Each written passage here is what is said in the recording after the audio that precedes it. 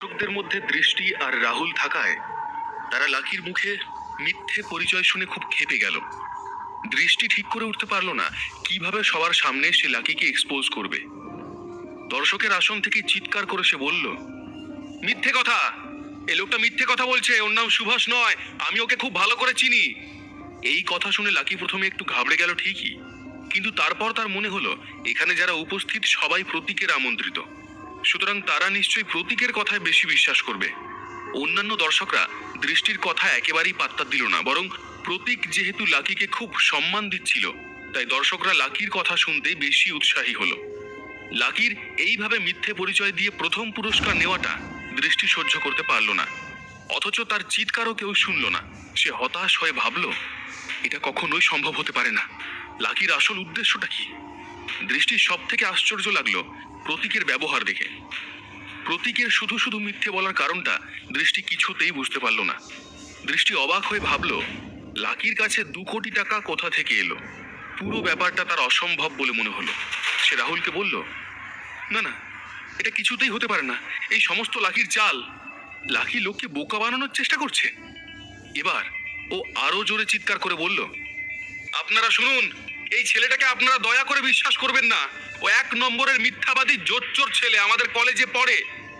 আগের মাসেই আমাদের কলেজ থেকে 20 লক্ষ টাকা চুরি করে পালিয়েছে। কলেজের অনেকেই সে কথা জানে। ওকে যে আমি খুব ভালো করে চিনি তার প্রমাণও আছে আমার কাছে। আমার কাছে ওর ফটো আছে, এই দেখুন। এই কথা বলে দৃষ্টি নিজের ফোন থেকে লাকির ফটো বার করে প্রত্যেকের সিটের কাছে গিয়ে লাকির ছবি দেখাতে শুরু করলো। কিন্তু কেউ দৃষ্টিকে বিশ্বাসযোগ্য বলে মনে করলো না, তাই ছবির দিকে তাকালো না। প্রতীককে তারা এতটাই বিশ্বাস করত যে তারা ভেবে নিয়েছিল প্রতীকের পরিচিত মানুষ সুভাষ কখনো ফ্রড হতে পারে না। দৃষ্টির এই চালটাও মাঠে মারা গেল। ভিড়ের মধ্যে থেকে একজন মহিলা চেঁচিয়ে উঠল, আরে মেয়েটা পাগল নাকি? আমার তো মনে হচ্ছে নেকলেসটা না পাওয়ায় হিংসেতে ও এইসব করছে। আরেকজন ভদ্রলোক বললেন, হিংসে হচ্ছে বুঝলাম, কিন্তু কারো সম্বন্ধে এই ধরনের কথা বলার আগে একটু তো চিন্তা করা উচিত। এবার প্রতীক আর চুপ করে থাকতে পারল না। সে চিৎকার করে দৃষ্টিকে বলল, ম্যাডাম, অনেকক্ষণ ধরে দেখছি আপনি যা তা বলছেন পুলিশ ডাকার জন্য। সেদিন কলেজে সবার সামনে লাকিকে পুলিশ এসে ধরে নিয়ে যায়নি বলে দৃষ্টির মনে একটা আফসোস ছিল, তাই আজকের এই সুযোগটা সে হাতছাড়া করতে চাইল না। দৃষ্টি ভাবল, আজ এত লোকের সামনে লাকিকে যদি পুলিশ হাতকড়া পরিয়ে নিয়ে যায় তবে আসল মজাটা হবে। তাই সে ফোন করে পুলিশকে ডাকলো। অন্যদিকে প্রতীক মডেলের হাতের ট্রে থেকে নেকলেসটা নিয়ে লাকির হাতে এগিয়ে দিল। লাকি প্রতীককে ধন্যবাদ জানিয়ে রাধিকার দিকে মুখ ফিরিয়ে বলল, রাধিকা, আমাদের দুজনের এতদিনের সম্পর্ক, কিন্তু আমি কখনো তোমাকে কোনো ভালো দামি জিনিস দিইনি। আজ এই নেকলেসটা আমি তোমাকে দিতে চাই। এখন আপাতত এটা রাখো, পরে আবার এর থেকেও বেশি পছন্দের কোনো জিনিস তোমাকে আমি উপহার দেব। লাকি রাধিকাকে নেকলেসটা পরিয়ে দিল। দর্শকরা খুশি হয়ে হাততালি দিয়ে উঠল। রাধিকাও খুব খুশি হয়ে আগ্রহের সঙ্গে নেকলেসটা গলায় পরে নিল। রাধিকাকে নেকলেসটা পরে খুবই সুন্দর লাগছে, দেখে মনে হচ্ছে যেন কোনো বড় ঘরের মেয়ে। দৃষ্টি রাগে গজগজ করতে করতে পুরো দৃশ্যটা দেখল। এই পুরো ব্যাপারটা হজম করতে দৃষ্টির খুবই কষ্ট হলো। সে রাগে নিজের হাত নিজেই খিমচে দিল। প্রতীক হেসে রাধিকাকে বলল, ম্যাডাম, সুভাষবাবু আপনাকে যে 8 লাখ টাকার নেকলেস উপহার দিলেন, আপনি কিছু বলবেন না? ভিড়ের মধ্যে গুঞ্জন উঠল। একজন ভদ্রলোক, কিছু তো বলো রাধিকা, এবার কিন্তু তুমি তোমাদের সম্পর্কের কথাটাও স্বীকার করেই নাও। আরেকজন মহিলা বললেন, এরকম একটা সুন্দর সময় দুজনে এত দূরে দূরে দাঁড়িয়ে আছো কেন? দর্শক আসনে বসা লোকেরা খুবই উত্তেজিত।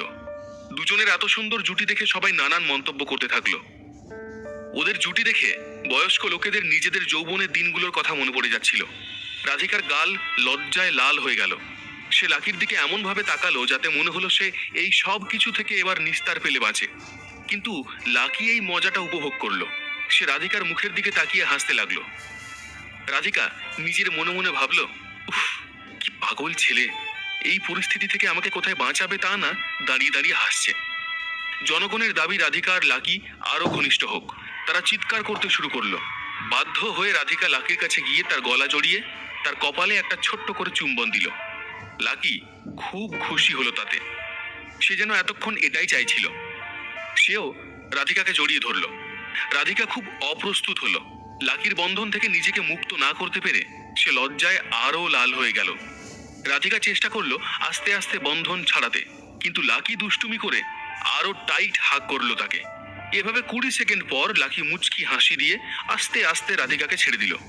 দুজনেই খুব খুশি, কিন্তু এত লোকের সামনে বাড়াবাড়ি করার জন্য রাধিকা মনে মনে লাকির ওপর একটু রেগেও গেল, কিন্তু প্রকাশ করলো না। ঠিক এই সময় হলের দরজা খুলে 4-5 জন পুলিশ ভেতরে ঢুকে এলো। পুলিশকে ভেতরে আসতে দেখে সবাই অবাক হয়ে সেদিকে তাকালো। দৃষ্টি এতক্ষণ লাকি আর রাধিকাকে স্টেজের উপরে দেখে জ্বলে পুড়ে শেষ হয়ে যাচ্ছিল। এখন পুলিশকে দেখেই খুশি হয়ে নিজের মনে বলে উঠল, লাকি, এবার তোমার খেলা শেষ। সে দৌড়ে পুলিশের কাছে এলো আর তাদের বলল, স্যার, আমি আপনাদের ফোন করে ডেকেছি। সেদিন আমাদের কলেজে 20 লক্ষ টাকা চুরি হয়েছিল, ওই যে ছেলেটা স্টেজে দাঁড়িয়ে আছে ওই চোর। আমাদের কলেজের টিচার এবং বাকি অনেকেই সে কথা জানে, তাই দেরি না করে ওকে তাড়াতাড়ি গ্রেফতার করুন। পুলিশ অফিসার দৃষ্টির দিকে তাকিয়ে বললেন, ম্যাডাম, আমরা আপনার ফোন পেয়ে আসিনি, আমাদের কাছে কিছু ইনফরমেশন এসেছিল, তাই আমরা এখানে অপরাধীকে ধরতে এসেছি।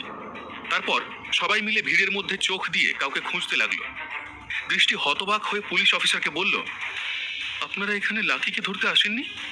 পুলিশ অফিসার বললেন, না, কিন্তু আপনি এক্ষুনি যে কেসটার কথা বললেন সেই কেসের ব্যাপারেই আসামিকে ধরতে আমরা এখানে এসেছি। এবার দৃষ্টি কিছুটা নিশ্চিন্ত বোধ করে। তারপর সে পুলিশ অফিসারের উদ্দেশ্যে বলল, হ্যাঁ, আমি তো সে কথাই বলছি, এবার চোরকে তাড়াতাড়ি ধরুন আর সময় নষ্ট করবেন না, তাহলে আমরাও নিশ্চিন্ত হই। পুলিশ অফিসার রাহুলের দিকে তাকিয়ে কনস্টেবলকে অর্ডার দিলেন, অ্যারেস্ট হিম। যেমন বলা তেমনি কাজ। পুলিশ কনস্টেবলরা এগিয়ে গিয়ে লাকিকে নয়, রাহুলকে ধরল। রাহুল পালাতে গেল। পুলিশের সঙ্গে তার ধস্তাধস্তি হলো। পুলিশরা তাকে মাটিতে শুইয়ে দিল। রাহুলের হাতে লাগলো, হাত থেকে রক্ত বেরিয়ে এলো। দৃষ্টি চিৎকার করে উঠল, আরে আরে, এটা কি হচ্ছে? আপনারা ভুল লোককে ধরছেন। যাকে ধরা উচিত সে তো স্টেজের উপরে দাঁড়িয়ে আছে, আর আপনারা রাহুলকে ধরছেন কেন? ও আমার বয়ফ্রেন্ড। পুলিশ অফিসার বললেন, ও, আপনি এই চোরের গার্লফ্রেন্ড? অ্যারেস্ট হার অলসো। দুজন মহিলা পুলিশ দল থেকে বেরিয়ে এসে দৃষ্টিকেও ধরে নিল। দৃষ্টি চিৎকার করতে থাকলো, মানে কি করছেন কি আপনারা? আমাকে কেন ধরছেন? সামনে দোষী দাঁড়িয়ে আছে আর আপনারা আমাদের ধরছেন। আপনারা জানেন এর কি ধরনের খেসারত আপনাদের দিতে হবে। পুলিশ দৃষ্টির কথায় কর্ণপাত না করে নিজের কাজ করলো। দৃষ্টি রেগে আরো জোরে চিৎকার করে উঠল, আপনারা জানেন না আমি কি করতে পারি? আমার ফোনটা কোথায় গেল? আমি এক্ষুনি পুলিশ কমিশনারকে ফোন করব, দেখি আপনাদের কে বাঁচায়। পুলিশ অফিসার দৃষ্টিকে জিজ্ঞাসা করলেন, আচ্ছা, আপনার কাছে এত দামি জামা কাপড়, এত সব মূল্যবান গয়না এলো কোথা থেকে? দৃষ্টি রেগে জবাব দেয়, কেন, আমার বয়ফ্রেন্ডকে দেখে কি চালচুলোহীন ভিখিরি বলে মনে হয়? ও কত বড় বংশের ছেলে জানেন? ওর বাবা একজন সম্ভ্রান্ত ভদ্রলোক, ওরা বনেদি ধনী পরিবার। পুলিশ অফিসার বললেন, না, ভিখিরি কেন হবে? কিন্তু একটা ছোট হোটেলের মালিকানা আর একটা ছোট গাড়ি থাকলেই তাকে বনেদি বড়লোকও বলা যায় না। আপনি যে সমস্ত জিনিসপত্র ব্যবহার করছেন তা দেওয়ার ক্ষমতা রাহুলের আছে কিনা কোনোদিন ভেবে দেখেছেন? দৃষ্টি মনে মনে ভাবল, পুলিশ অফিসার এটা কি বলছেন? রাহুলের সঙ্গে সম্পর্ক হওয়ার আগে রাহুল তো আমাকে ওর বাবার কোম্পানিতে কাজ করার জন্য নিয়ে গিয়েছিল। ওদের কত বড় অফিস! আর তাছাড়া রাহুলকে দেখে তো আমার বড় লোকের ছেলে বলেই মনে হয়। দামি দামি জিনিস গিফট করে, ভালো হোটেলে খাওয়ায়, এসব কি তাহলে মিথ্যে? সব কি রাহুলের ভাওতাবাজি? দৃষ্টির মনে হঠাৎ রাহুলকে নিয়ে সন্দেহ ঢুকে গেল। রাহুলের প্রতি দৃষ্টির বিশ্বাস ভেঙে গেল।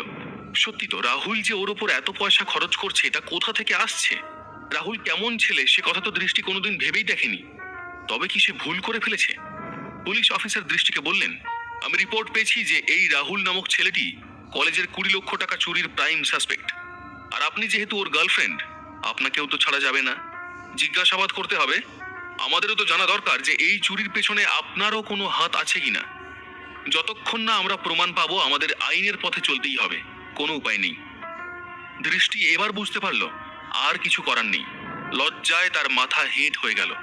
তার মনে হলো সে সবার চোখে নিচু হয়ে গেল। জীবনে কোনোদিন সে এত অসম্মানিত হয়নি। সে বুঝতে পারলো চুরিটা রাহুলই করেছে, আর তার গার্লফ্রেন্ড হিসেবে তার দায়টাও কম নয়। তাকে সারা জীবন ধরে এই চুরির টাকা শোধ করে যেতে হবে। তার জীবনে আর কিছু থাকবে না, সব আশা আকাঙ্ক্ষা এখানেই আজ শেষ। কিন্তু কথায় আছে না, কিছু মানুষ আছে যারা ভাঙবে তবু মচকাবে না। দৃষ্টিও সেই রকম ভাবে চিৎকার করে উঠল, না, এটা কখনোই হতে পারে না। এই চুরির সঙ্গে আমাদের দুজনেরই কোনো যোগাযোগ নেই। লাকি এর সঙ্গে জড়িত, ওকে ধরে নিয়ে যান। এবার পুলিশ অফিসার চিৎকার করে উঠলেন, নিয়ে যাও এই দুজনকে। এখানে দাঁড়িয়ে দাঁড়িয়ে এত কথা শোনার মতো সময় আমার হাতে নেই। মহিলা পুলিশ আর আরেকজন পুলিশ কনস্টেবল এগিয়ে গেল ওদের দুজনকে নিয়ে। দৃষ্টি এবার কি করবে? লাকি কি পারবে দৃষ্টিকে এই পরিস্থিতি থেকে বাঁচাতে, নাকি দৃষ্টিকে রাহুলের সঙ্গে জেলেই জীবন কাটাতে হবে? এর পরের গল্প জানতে হলে শুনতে থাকুন